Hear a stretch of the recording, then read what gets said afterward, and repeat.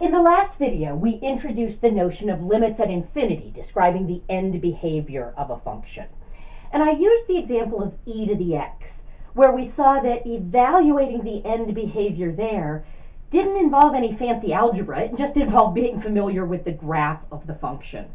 And I wanted to show you that that's a technique that applies for functions other than e to the x. So I've got 4 limits up on the board here, where I think the simplest way to evaluate them is by being familiar with the graph of that function.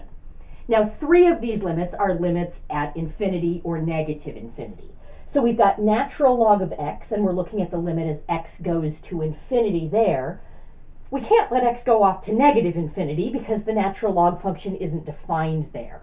The domain of natural log is just from 0 to infinity.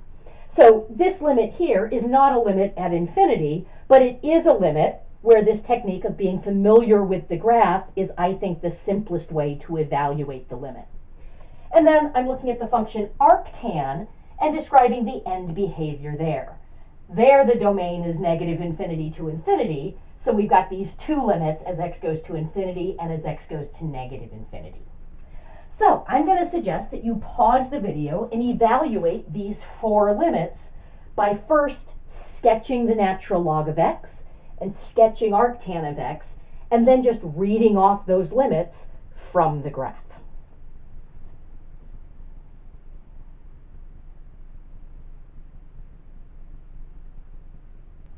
Okay, if I graph the natural log of x, it looks like that. Okay. So, as we're approaching 0 from the right, I can see we're going off to negative infinity. Now, here's an example where x is approaching a finite number, y is going off to negative infinity. That's a vertical asymptote. Okay. As x goes to infinity, if I follow this far to the right, it just keeps going up and to the right, so my y values are getting arbitrarily large, and so they're going off to infinity. The graph is leveling out some, but there's no horizontal asymptote that caps it, that it never goes above. So it continues going up, just more and more slowly, but it goes up infinitely far. Okay.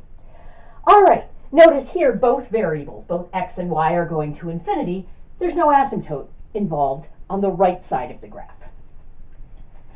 If we look at arctan of x, this is one where if you don't remember the graph, you're going to have a hard time figuring this one out, I think. Arctan of x has 2 horizontal asymptotes. Remember, in defining arctan, we restrict the domain of tangent so that we get just one period of tangent, the period between negative pi over 2 and pi over 2.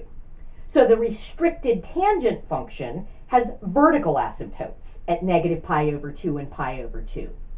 When we take the inverse function, we're just switching the roles of x and y. So vertical becomes horizontal. So we have horizontal asymptotes at heights of negative pi over 2 and pi over 2. And arctan just increases between those asymptotes. So the limit as x goes to infinity, as we're going far to the right, we're approaching this asymptote at height pi over 2. And as x goes to negative infinity, as we go far to the left, we're approaching the asymptote at negative pi over 2. Okay. Again, you'll notice I've got one variable going to infinity or negative infinity, one variable going to a number. When it's x that's getting really, really big, that's describing a horizontal asymptote.